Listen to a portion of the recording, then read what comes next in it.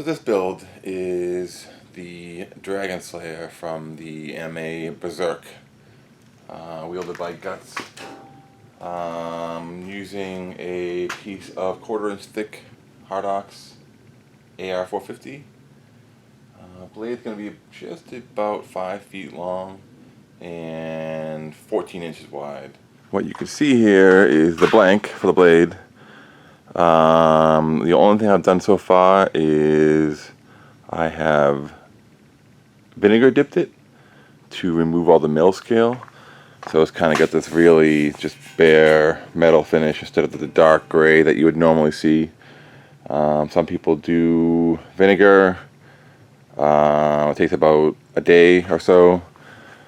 Some people do muriatic acid. It takes only about 20 minutes, but it is highly corrosive and dangerous, and breathing it is no fun. So I go with the easy method, vinegar. The problem I have today is it's warped. You can see a pretty good amount of daylight under there. Let's check it out. So looks like about 3/16 of an inch across 5 feet. So I built this rig. Need a tool, build a tool, right? So the idea is I'm going to use a jack in the center to bend the plate the opposite direction, and hopefully we can get it close, a lot closer than it is now.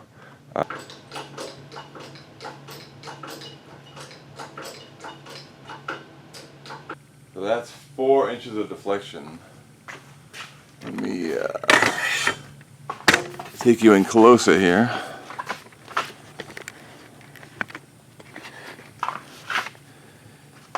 Yeah. That is a 20-ton jack, and it's getting hard to do, so that's quite a bit. So I would say I've done a pretty good job. Can't really quite see on camera. There is the tiniest little gap in there.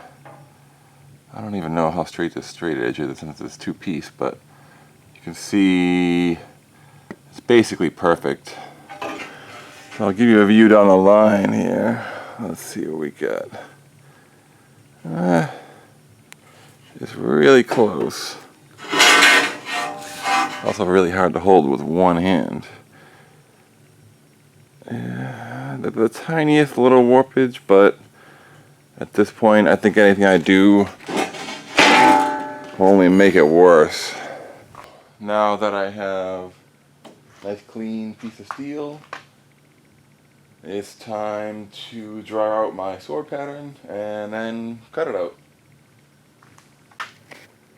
So here we are.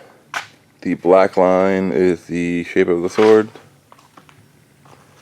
It starts out at 14 inches down here, and it nicks down to 10 inches before it turns into a point. So I've got the lines marked, I've got it clamped to the table, and now it's time for a little cutting action.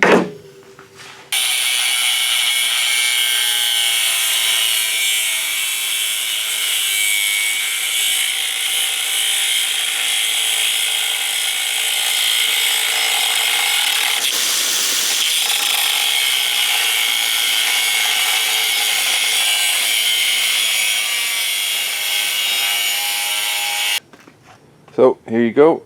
Here is the sword blank all cut out. It's pretty rough, but there's not many options. The angle grinder doesn't heat the steel up too much to ruin the temper, and I will clean up the edge with a belt sander just to give it a nice 90-degree corner. and then I can start working on the bevel for the edge from there. Well, gonna need to be a little more aggressive, so I'll do a little bit of grinding just to get some of the really high spots. The few that are probably a full 1/16 of an inch, and since this is hardened steel, this takes quite a while to sand, so let's see how it goes.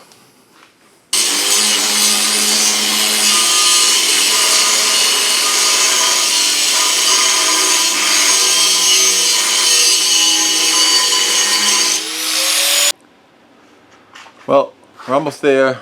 All the rough cutting with the angle grinder is done.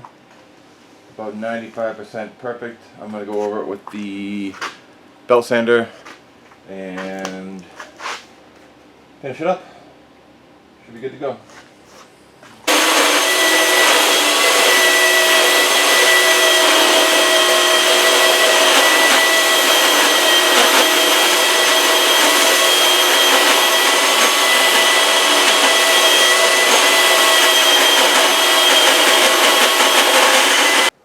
So all of the grinding and sanding has been done.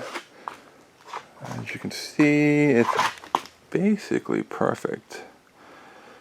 I'm not sure how well you can see this, but if you're wondering why I put so much work into making this square and perfect, or nearly perfect I should say, I'm trying to keep the blade, the edge, as straight as possible, and I also need to bevel the edges, and I use this as a reference point to measure. So if this is off, the bevel is going to be off, and then I have a black, grayish stripe down the middle that I'm also going to use the edge of the reference for. So that's going to be all off. It's just going to screw everything up, so I have to put, probably 8 to 10 hours between just cutting it out, rough grinding it, and then sanding it smooth just to get the basic shape. But it'll be worth it in the end. Alright, well, we are all done with the cutting, the grinding, the sanding of the general shape. You can see it's pretty good. Nice and straight. Nice and squared off corners. One final note. The reason why I went through all the effort to cut it with the angle grinder and then grind it and sand it is because, as I mentioned, this is pre-hardened plate. Introducing too much heat will anneal the plate, and I'll lose the hardness and totally eliminate the reason why I bought it in the first place. It would be easy to just plasma cut this with a straight edge oxyacetylene torch, but there's no point in even using hardened plate at that point. I might as well just use mild steel and save the money and work. But I want the real thing, so next step is going to be to smooth the surface. I'm not sure how well you can see this, but the hardened plates have sort of a orange peel finish. They got a real light pitting and everything. So I'm gonna knock it down a bit.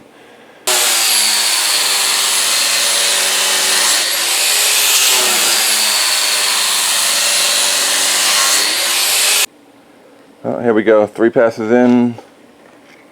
It looks pretty good. I don't see any of the pitting anymore.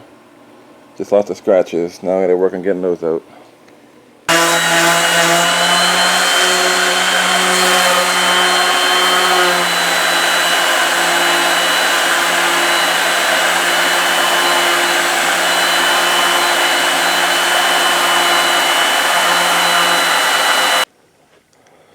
So this is after all the grinding, and then I think I went through 6 pieces of sandpaper with this little guy here. 7? That might be the 7th. As you can see, the swirlies are reduced I'm not sure how well you can see it on camera, but I'm a bit of a perfectionist, and I have these very bright lights everywhere, which let you see every little detail. So, okay, so both sides have been ground and sanded. Now what I'm going to do is I'm going to mark off the stripe down the center. I'm gonna mark it off, then I will tape it off with duct tape, and then I will rust the center of it to form an oxide layer that will later become black. So we'll see how it goes.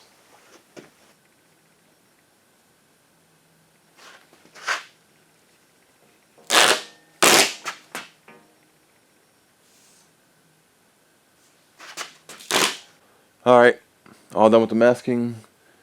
Now to rust it. Alright, so here we go. I'm starting the rusting process. I use 8:1 hydrogen peroxide to vinegar, and you can actually see it's just starting to get a little bit of rust on top there. I sprayed it on way too heavy. I may wipe it down. My spray bottle just doesn't have a fine enough pattern. But I'll spray it down, let it dry, spray it down, I'll do it, let it sit overnight. Should give me a nice little light coat of rust.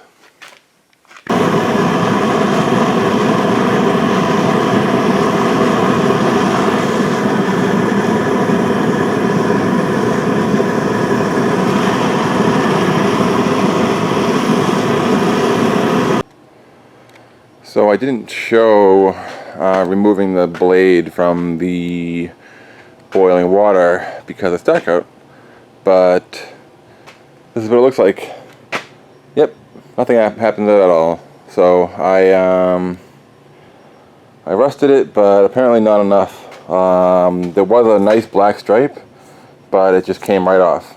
I'm guessing the rust hadn't sort of attached itself well enough yet, so I'll have to start over.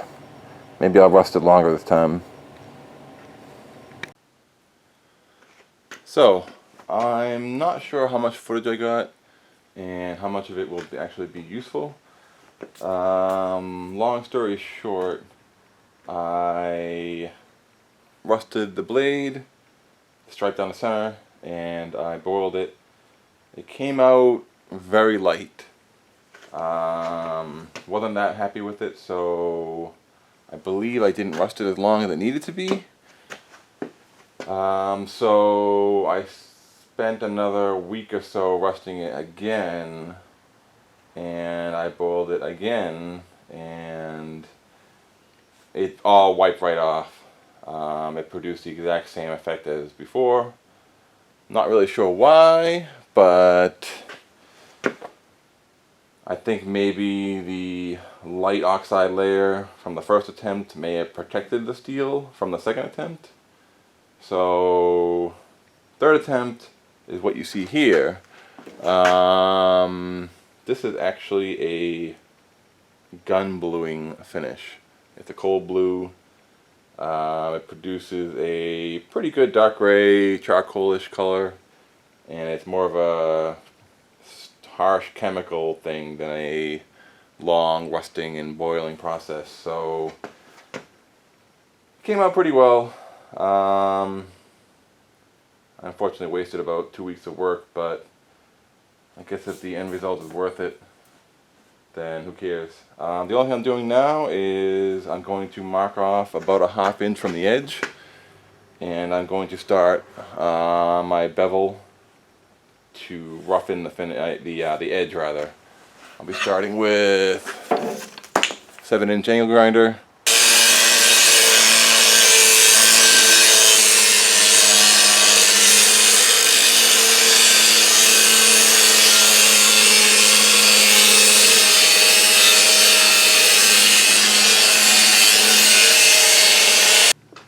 So, day 4 of grinding. I'm almost done. This edge is completely done, and I'm just working on this edge. The underside is done. I just have this last upper part to do. I switched to a lower setup. This is kind of arm's length for me, so I can kind of hold the grinder like so with extended arms, so it's less fatiguing. I've also switched to, this is a sanding disc. It's kind of just a light fiber disc with grit on it versus a thicker solid disc. These are great for fast material removal, but they tend to dig in too easily, and if you're not careful and you just make one little mistake, you can really take a little notch out of the edge of the blade, whereas this is flexible rubber and it's much harder to do that. I've already taken a notch out of this by accident, and then once you do that, you actually have to grind the whole edge back, all 5 feet of it, both sides, just to get that one little notch out. Otherwise it'll just be a little nick in the blade. Many hours of wasted work. So I'm sticking with the sanding. It's a little slower, but honestly it's not bad, and the slower material removal results in less heat as well, so you don't ruin the hardened edge. Since this is a pre-hardened plate, if I ruin the hardened edge, it's ruined forever. So some important factors.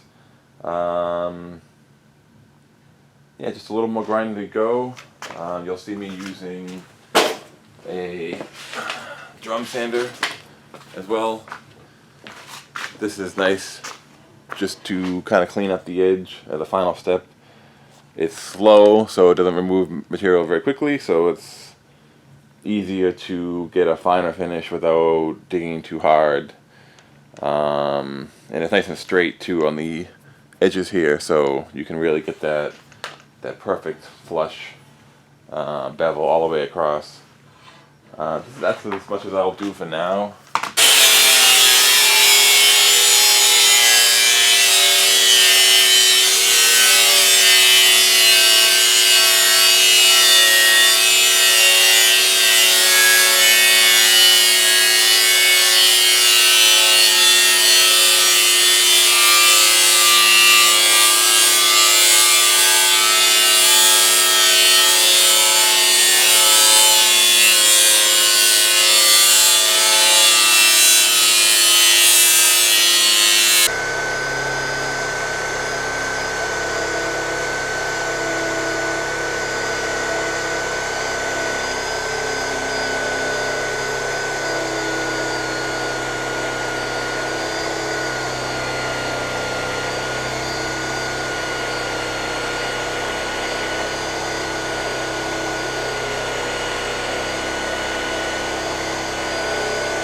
So onto the pommel.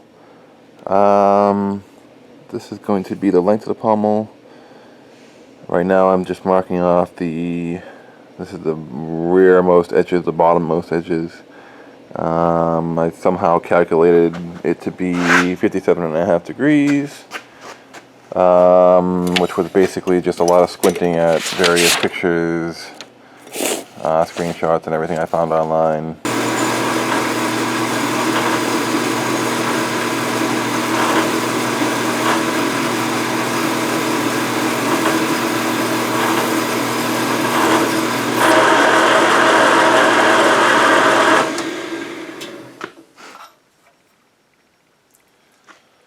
Yes, it really does take that long to cut just this little tiny bit.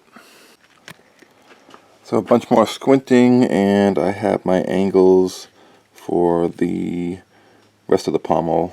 I calculated it to be 8 degrees. It looks about right. I've already made one cut. As you can see, honestly, the cut probably took a half an hour or so. So doing it on a bandsaw is pretty silly. I could have just sanded that sliver off. Actually, it's over here. Yeah, I mean, this is the sliver. I could have just sanded that off, ground it off in a few minutes, and it would have been nice, but oh well. I already have one cut. Might as well do the rest.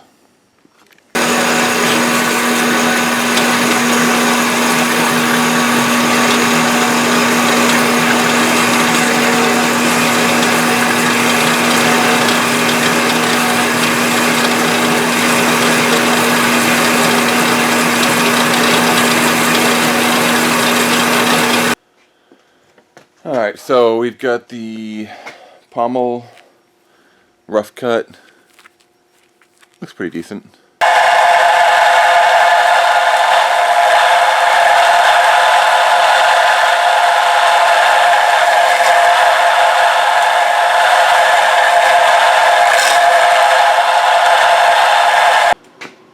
Taper's just about done.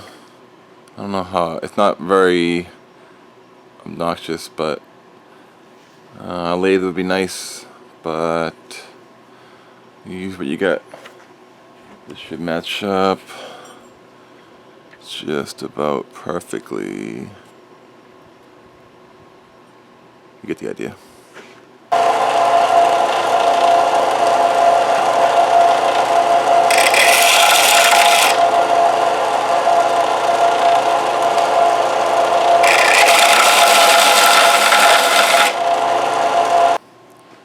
So here's the pommel. It's all done. I'm just going to shine it up with a wire wheel after I have it mounted to the handle, so I have something to hold on to. But for now, I'd say we're good. So what we got today is the cross guard. I don't know if you can see this. Probably. This is the pattern. I did it in Photoshop. I'm going to cut it out with an X-Acto, and then I'm going to trace it onto this 1/4-inch plate, and I'm going to plasma cut it. Here's the two patterns on the steel. I used a thick marker, so when I plasma cut, I'm going to aim for the outside of the mark.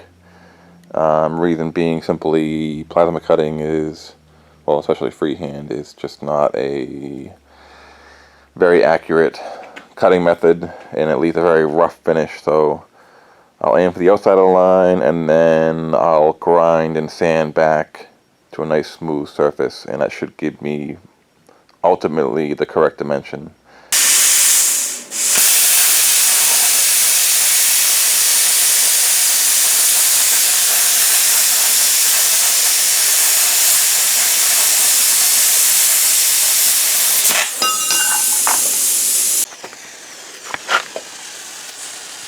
Very hot.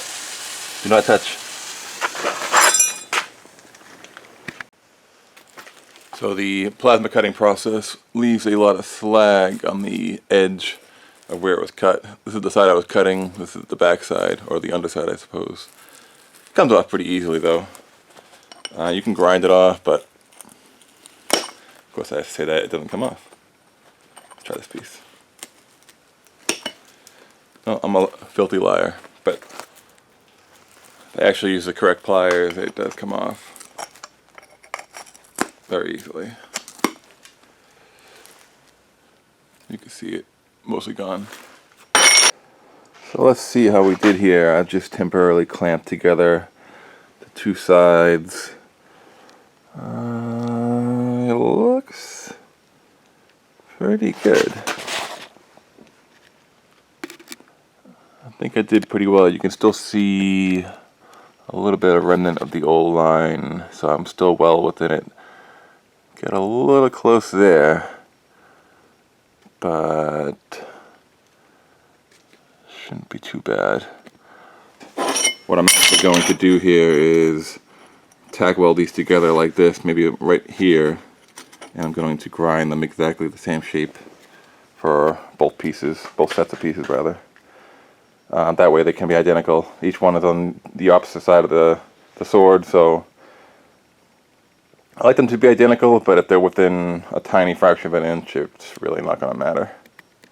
So what I've got now is all of my basic shapes for the crossguard plasma cutout, and I welded each one of them together, just tacked them at the ends, and I'm going to I'm going to redraw the template, then I'm going to rough grind it down with an angle grinder, and then I'm going to give it a finer finish with the die grinder, and then I'm going to split the pieces apart again, and I will weld them all together to use on either side of the blade.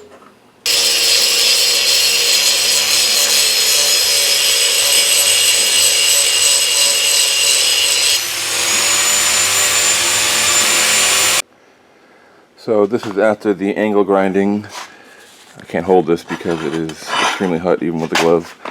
But you can see the edge is much nicer. Not perfect, but a lot of material removal. And now I'll move on to the die grinder. And just FYI, this is a design stolen completely from Michael Cthulhu. All it is just a scrap piece of steel for a table, some brackets welded on, and either just go through existing bolts, bolt holes rather, and all I'm doing is just clamping a die grinder in there, so it gives me a nice 90-degree angle for those, those perfect shoulders you want on your piece. Die grinder is great, but it's just very difficult to get those, perfect transitions when using it in handheld, so this makes it a lot easier. All I have to do is just follow this black line I've marked out, and I'll be good.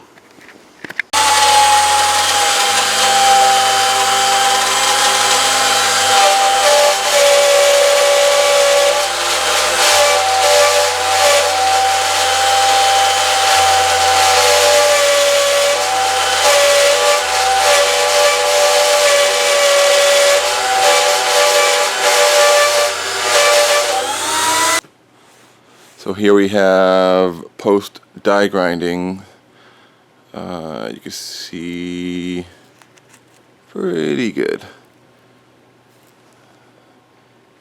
I only need to just run this on the belt sander and smooth it out perfectly. I'll do a fairly heavy grit, maybe 24, 36, and then I'll end with a 60 or 80. We'll see how it turns out.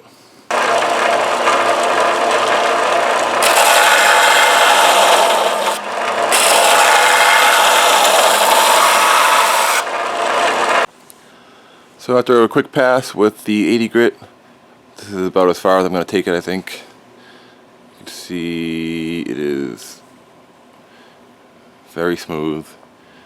Hopefully the camera's picking that up. It probably doesn't look much different on camera, but it's noticeable in person. After, or rather just before I weld this in place, I will probably give it a little polish with a wire wheel. That'll be the final step. But not today. So what we've got here is both sides of the crossguard, all the pieces. As you can see, I've beveled the edges, and this is where I'm going to weld into that little valley. So I can join these pieces like so. And then once that's all welded on the outside, I will grind it back again, nice and smooth, so this will be one continuous piece, no seam, nothing.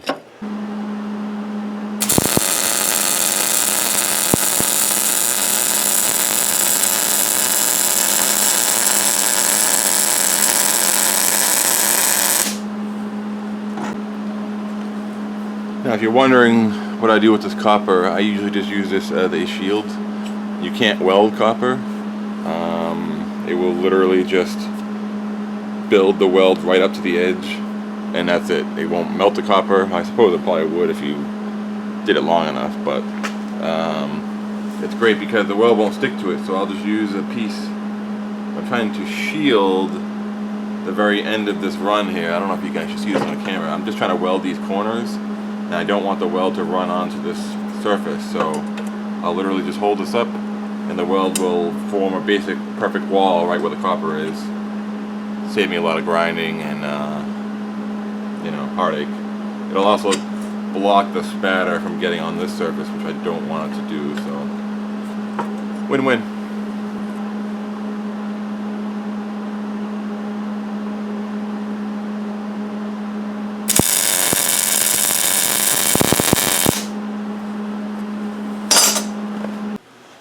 Just to demonstrate what I was talking about, you can kind of see right in there, not sure if it's really obvious, but where I held that copper piece and it kind of just stopped the weld like a wall. You see the little raised lip? Just saves me a lot of extra grinding. There's actually still a little bit to do, but that's nothing. A little file work, we'll get that. So here's the freshly done weld. It doesn't look pretty, and that's because I do a good weld in the seam, that bevel, the value I was talking about, and then I kind of go over it all again just to make sure I have completely filled the whole area. When I grind it back, I don't want any pinholes or any voids. I would have to go back and re-weld it again, re-grind it again. It's just easier just to glop on the weld on the top of my good weld, just for aesthetic reasons only.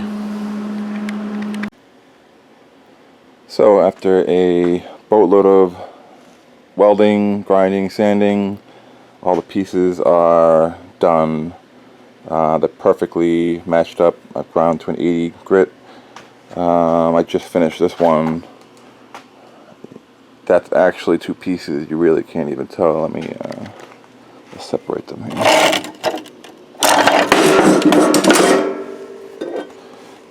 Yeah. Okay, that's still hot. You can see the gap a little bit now. So since the cross guard, this piece, hangs below the sword by a small amount, I calculated about ½ inch or so. I am going to weld this little ½ inch by ¼ inch strip across the bottom of the sword, and that will act as more or less a filler. When I had the one piece of crossguard on the top, one piece on the bottom, it'll fill in that gap in between, and I can weld it all together and grind it nice and smooth. As you can see, I've clamped it several different ways. I want this to be perfectly straight with the sword. If you're wondering, this is just a fiberglass blanket from Harbor Freight. It's fireproof, and it'll help me shield the rest of the sword from the spatter from the welding. On more precise parts, I'll cut little pieces of sheet metal or even copper, just to get a real precise protection. But this is good enough.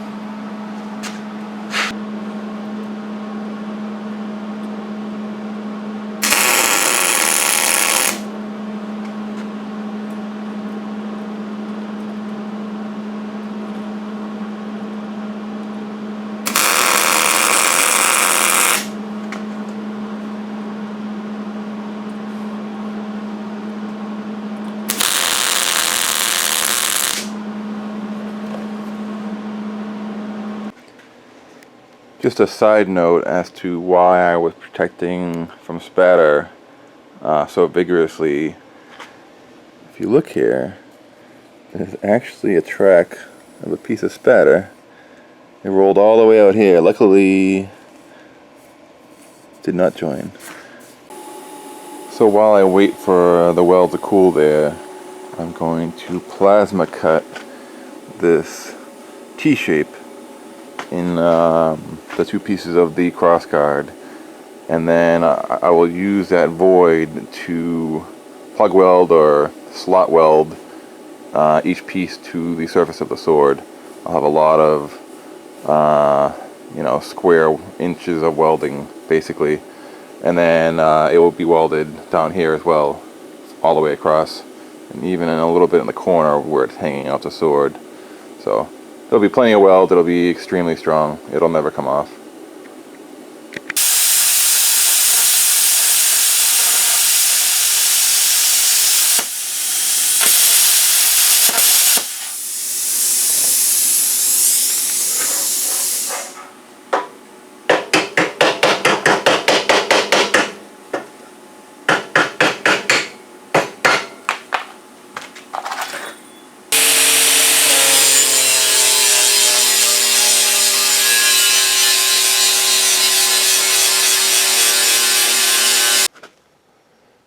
So, what I'm going to attempt to do now is get all this, this duct tape adhesive off. It kind of got boiled on there from my earlier attempts at making the stripe, and it doesn't really come off very easily. So, you can see I've been testing it here. It's working pretty well. I'm actually using a burnisher. It's basically like a giant angle grinder. It's adjustable variable speed, and it uses these, I think they're 4-inch wide drums. It's like a drum sander for the drill or something like that, just a much larger version. And I've got all kinds of drums here.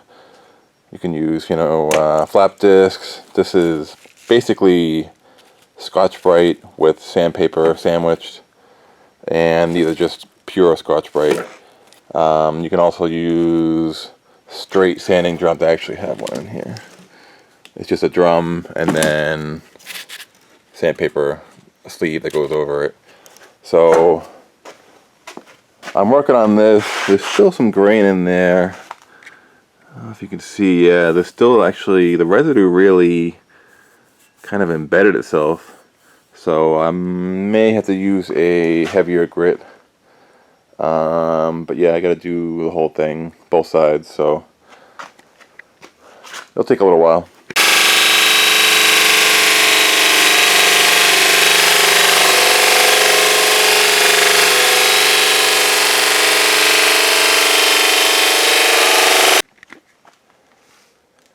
Interesting side note, using the burnisher, I'm able to blend the bevel a little bit better with the rest of the sword.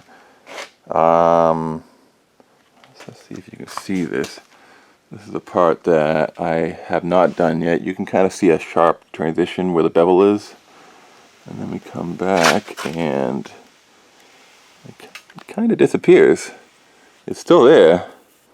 It's just this, the grain is all going the same way, and I've rounded over the edge a bit. Interesting. It's kind of important on a sword like this. In the show version, the stripe part of the sword is rectangular. It's very blocky. And then the bare metal part of it is all beveled the whole way. Probably 3 inches worth. Obviously this works in the show because it's a 2-inch thick sword, so you can have a nice gradual bevel right out to the edge. This sword is only 1/4 inch. If I tried to bevel the whole thing, it would just be, you know, paper thin for the last 1/2 inch or inch or so. But by reducing the appearance of the bevel here, it looks right, instead of there being an obvious break, you know, between the bevel and the flat part of the sword. I'll have to play with this a little bit more. I think it'll look better overall. So the work with the burnisher has gone well. I got all the residue off. I got all the pitting, the rest of the pitting off.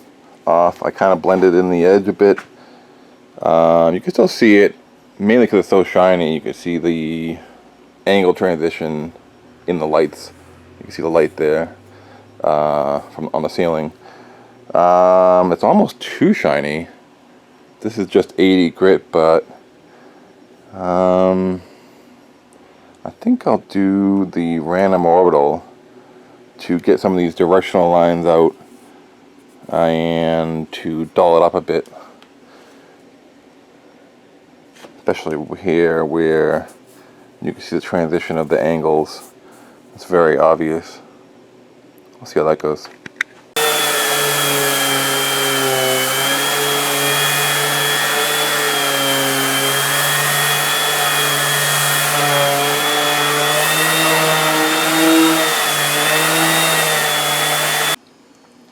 So here's one completed side.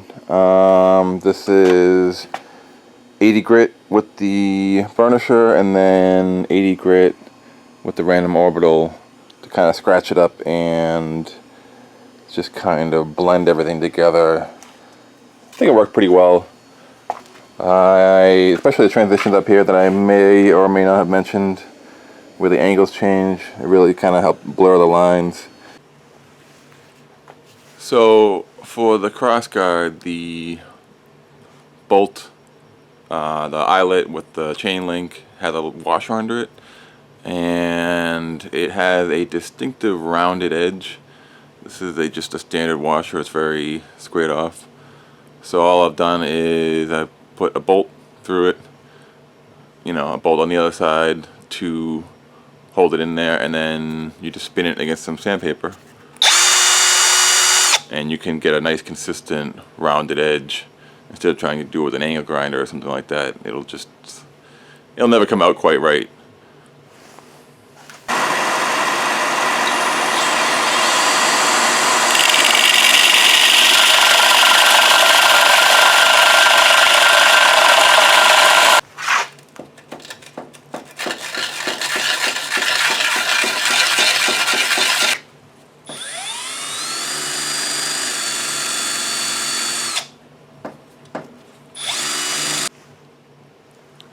So here we have it all done. Let's see if we can see this.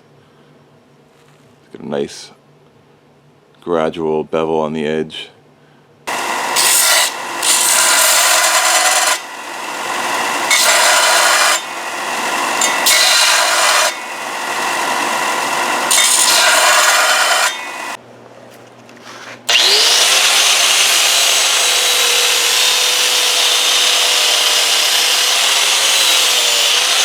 I have to bend the chain link out so I can get the eye bolt in there.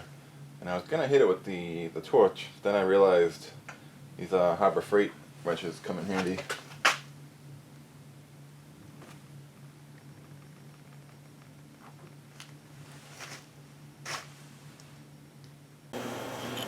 So I just closed it back up again.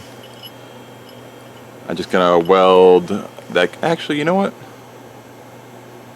Maybe I won't weld it. I believe in the anime and the manga there is a clear gap, either somebody just clamped it together, so I might close that gap a little bit and then call it good. So I've got this drilled out, washer's ready, and that should work. I'm going to plug weld it from the back side and then grind it back so it'll sit flush on the surface.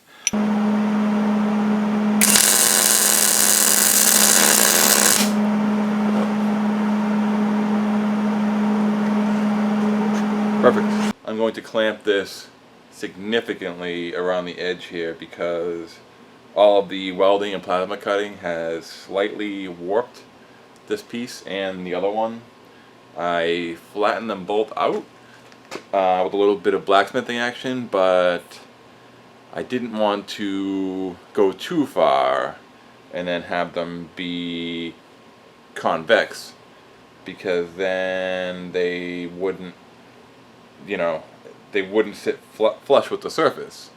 So the idea is have them be slightly concave and then clamp them flat and weld them. That should work. Again, tiniest little bit. I just don't want a visible gap. Actually, I'll show you what I mean. I have clamped the front of this. You can see it is pretty flush with the surface, but the part I didn't clamp, it's a little bit of a gap there, and when I clamp the whole thing, it'll all be flush. And then the weld will hold it, hopefully. So we're all set to weld. You can see I got 5 clamps on there, and there's a little sheet metal shield just to prevent any kind of spatter from getting in there against this vertical edge or hopping over and landing on any of this outside bit. So that should work pretty well. I got the rest of the blade covered with fiberglass. That should be good.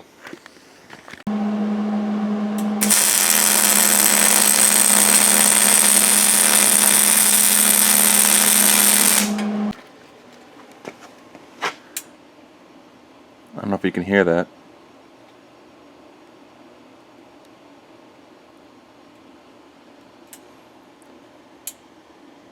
That little creaking sound is basically the metal expanding, contracting, and so forth.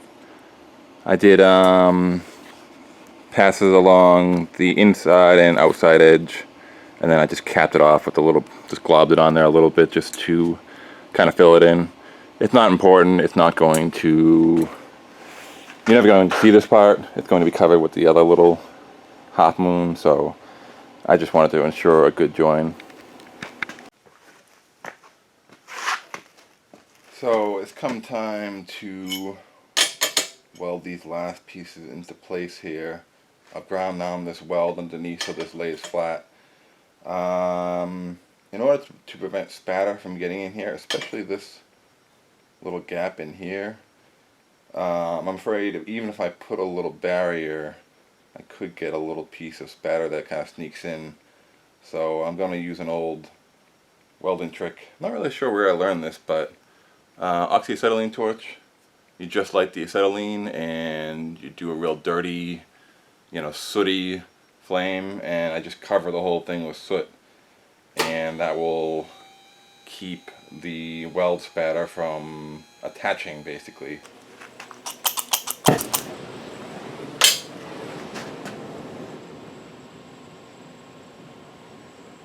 Very smoky flame.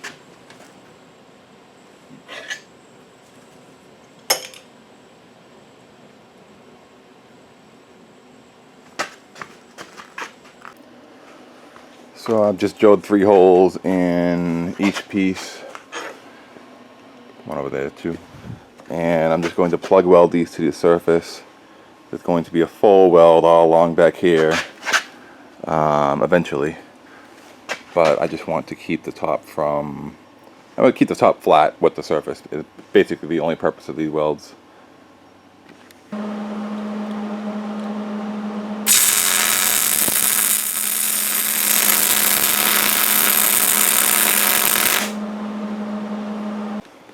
Now here's the anti-spatter test.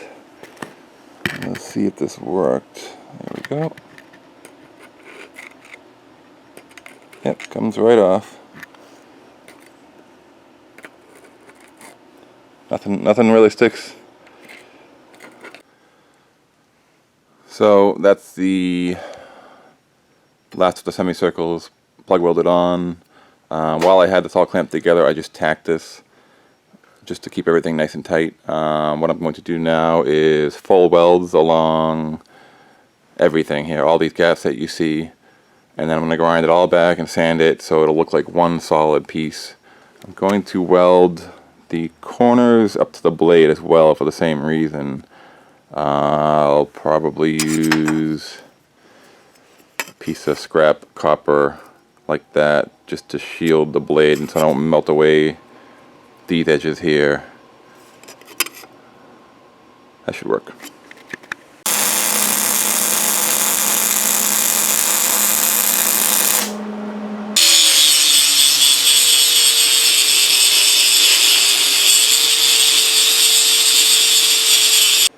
So after lots of welding and grinding, I've got it very smooth and very straight, or at least straight enough for now. Problem is, you can see these areas I've marked off. I'll ground so much out that you can actually see the gap between the plates, especially over here on the right side.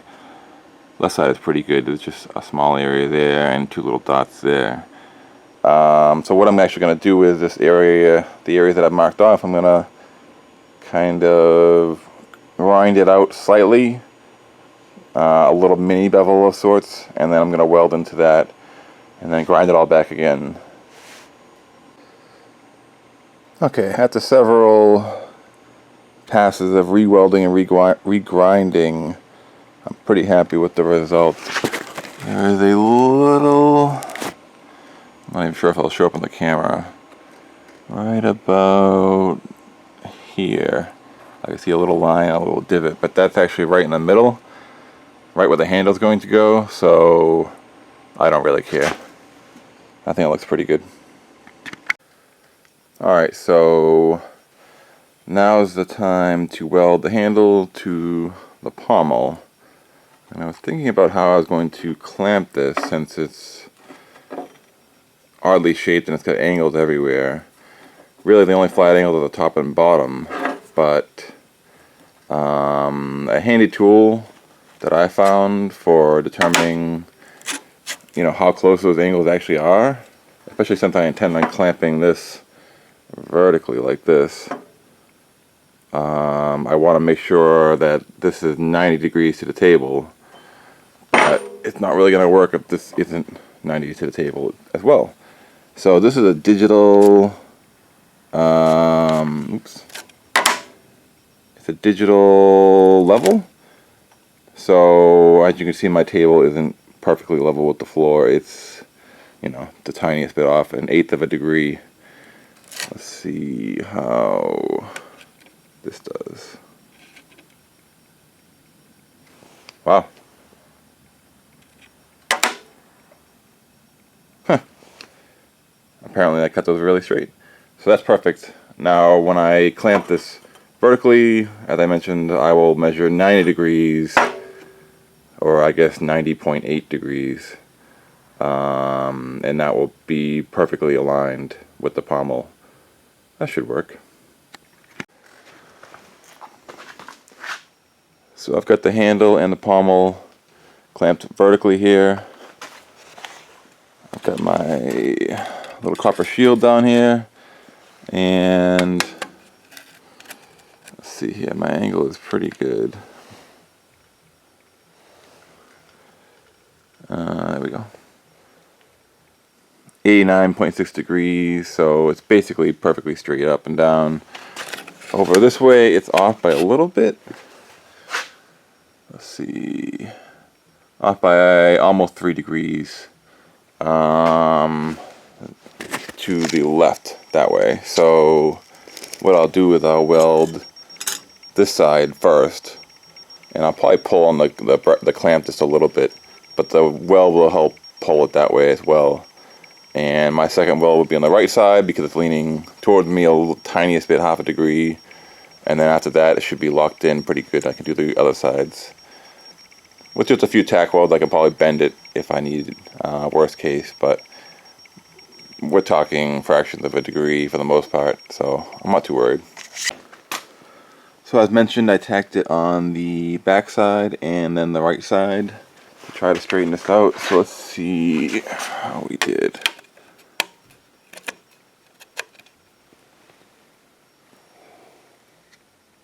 $89.8 degrees. I'd say that's pretty good. Let's check this angle.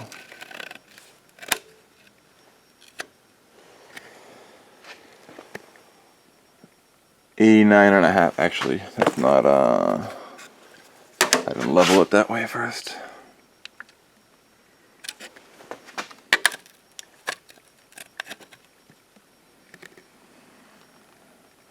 $89.8. I think I did pretty well.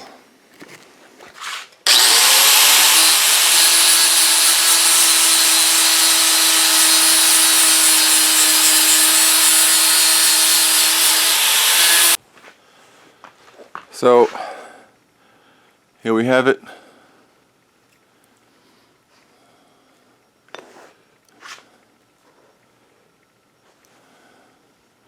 This surface here is very hot. Not perfect, but it doesn't really matter. This whole thing is going to get covered with the hand wrap, so I only really wanted the pommel to be perfect.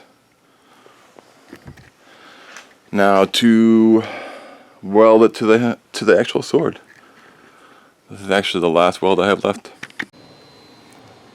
So this is the most tedious part of the build, and that is connecting the handle to the sword. I've been out here for an hour and a half just setting this up. I've measured it 10 different ways, the distances from this corner to this corner down here on the pommel, and you know, the angle between the crossguard and the handle, and I even measured out a straight line on the sword, and I used a laser guide to make sure it went down the center of the handle. On and on and on. I have the crossguard is flat against the table, and the sword has a 1/2 inch spacer under there somewhere to keep it flat.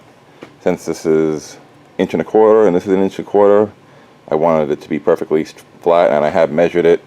I compared the angle of the sword with the angle of the handle, and it was 0.0 degrees off. So I'm quite confident. When I did use the laser guide, the handle is slightly, ever so slightly kicked that way. Maybe 1/4 degree, 1/2 degree. And instead of trying to fix it, I'm just going to weld it here first, and that will pull the handle that way slightly, which is why I have not clamped it down super sturdily. These are very powerful magnets, but I'm sure it will shift to the right very slightly. And after one tack, I will remeasure it, and I can just bend it into place by hand if needed, but I think I will be dead on.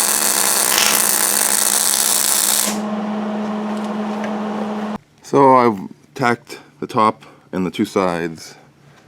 Let's see how far off we came. I've got this zeroed out. So 0.2 degree up. So once I put that tack weld on the bottom, that'll probably pull it the last little bit. Hopefully. 0.2 degree I can live with either way.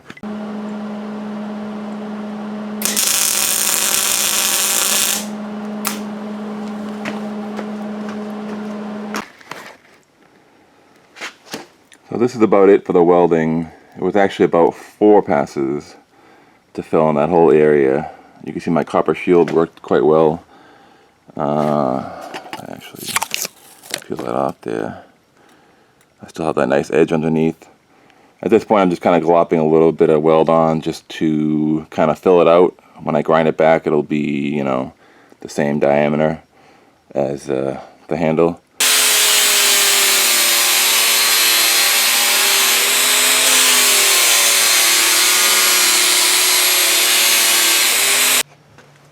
So this is the weld all ground down and sanded smooth. It's pretty good, but I don't really care about making it perfect because the hand wrap is going to go all the way up to the very edge of this intersection there, so it'll cover any flaws. One of the last details I'm working on right now, as you can see it from my marks, is sometimes you rarely see this angle of the sword, but there are clearly 2 circles in the manga. I'm not sure if I saw them in the anime.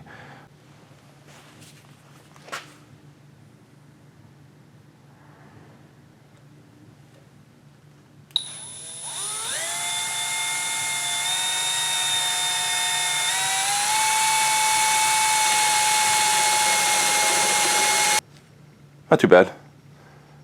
Nice little detail, I think.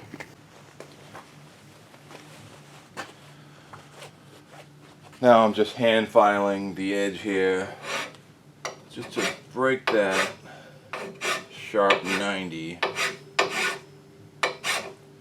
Not drastic, but it will make it much more comfortable to grip too, I imagine. Alright, so I'm in the home stretch here. One of the last things I have to do is fully sharpen the blade. Now, it's pretty sharp just from all the sanding and grinding that has been done. And in fact, I've cut myself 3 times so far. But it's not scalegram sharp. So, one of the really difficult parts of sharpening something like this is most sharpening devices are designed for knives or swords where you would run the blade through something. Not really possible or feasible with a 54-pound sword that's 6 feet long, 6.5 feet. So you kind of have to bring the sharpener to the sword. Traditionally, I've used, different grades of sandpaper, and then I would work down to diamond files. It takes a really long time, and it's really difficult to get a consistent edge. So I bought this. This is a work sharp, and it's basically, I don't know if you can see this, it's basically a little mini belt sander.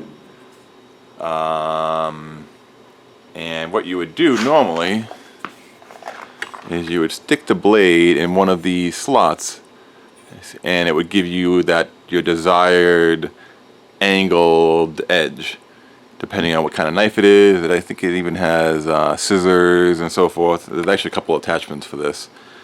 Problem is the blade is actually too thick. It doesn't fit in this slot. Alright, so as you can see, I've fabricated together a new guide. This is an old ruler, as you can tell. I just needed some 1/8" steel, and I've wrapped this in, this is like a real heavy duty plastic tape.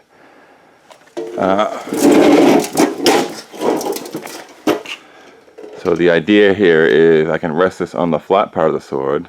The tape keeps it from scratching, and then I get the correct angle of the sandpaper, which is 25 degrees.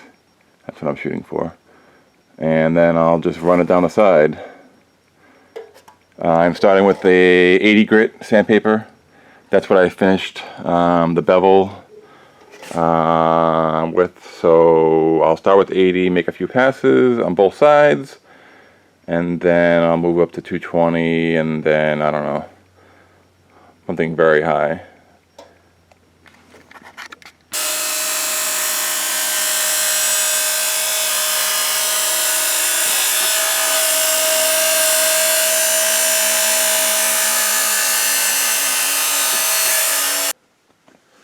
So several hours later, I finished up with 6,000 grit, and that is pretty damn sharp. It's kind of hard to do the paper test because you're supposed to cut the blade through the paper, not the other way around, but let's see if this works.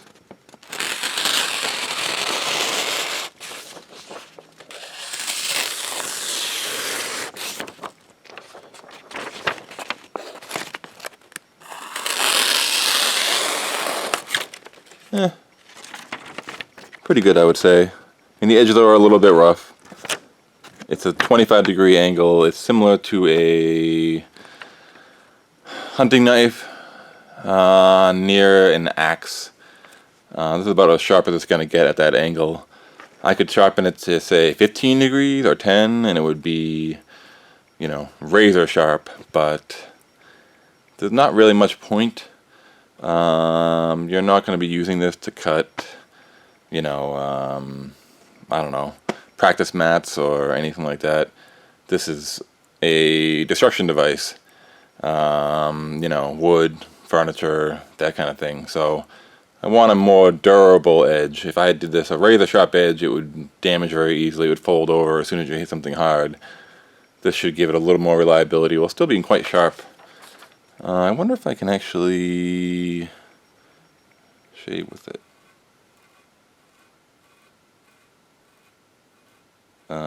The answer is yes. Yes, you can. So, last things last, the hand wrap. Normally I would do this with leather. I've done tennis grip overwrap.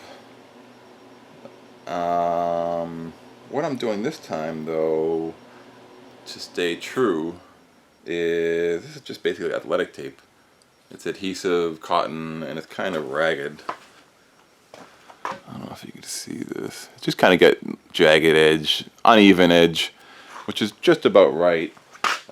In the anime and the manga, it's just kind of a haphazard, white-ish. It's really more of a yellowed wrap, but I'm assuming that's from, you know, sweating on a white cotton surface for a period of time. I'm going to just leave this white, as if it was Guts' first day. I clear coated the handle to keep it from rusting underneath. I'm going to do probably 2 layers. This stuff is pretty thin, and you'll see at the end there's kind of like an excess amount hanging off. It's depicted differently in different scenes. Sometimes there's like this billowy white cloth hanging off, and I don't know. I could do that, but it seemed pretty clear to me that it was just wrapped with a simple cotton bandage, and then it's like slowly unwrapping, so there's, you know, a foot of ragged bandage hanging off the end. That's how it's depicted most of the time. In the more dramatic, you know, color illustrated shots, it's this like puffy, kind of ragged, billowy cloth, which doesn't really make sense because unless he wrapped it in like a bed sheet or something, but it doesn't look like that. So I'm going with the little tendrils of the tape just hanging off the end. I'm going to try to wrap this not perfectly on purpose. It never really looks perfect in the anime or the manga, so I have to consciously not do it perfect with perfect overlapping edges. Again, it really just looks like a kind of a haphazard, like he had this giant chunk of iron. He doesn't care how it looks. He just needs a little bit of grip, and he's happy. So she's all wrapped now. I've got 2 layers of the cotton tape. To resolve the stickiness of the dangling pieces, I just doubled over itself.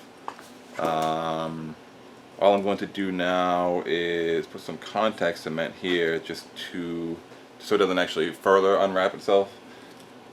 It would kind of defeat the whole purpose. So, final step is just to protect the steel. I'm using paste wax. This is Vren wax. You can use WD-40, 3-in-1 oil, whatever you like. They all work pretty well. I like the wax just because it seems to collect less dust and dirt.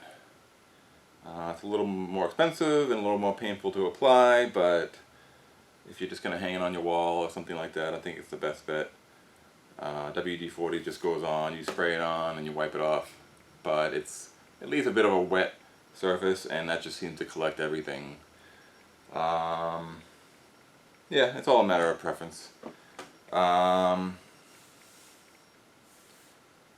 If you're still watching this video, you're probably a lunatic, like myself. I'm guessing this video is going to be in the ballpark of an hour, so bravo.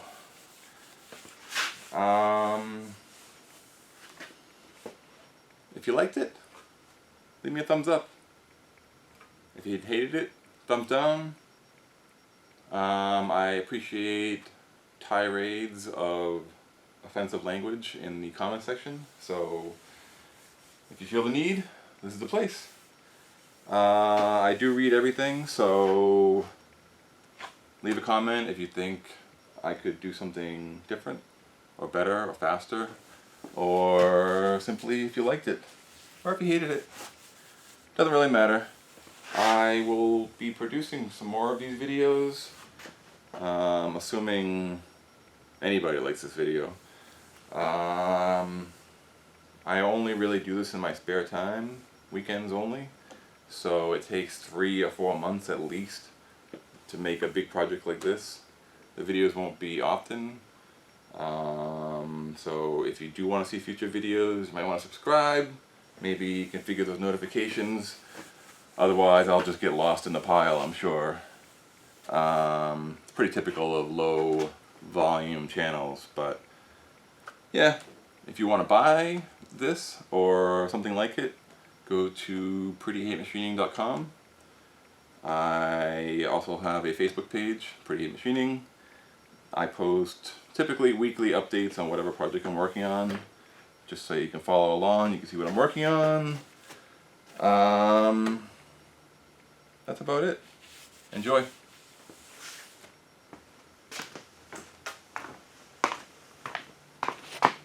Thanks for watching.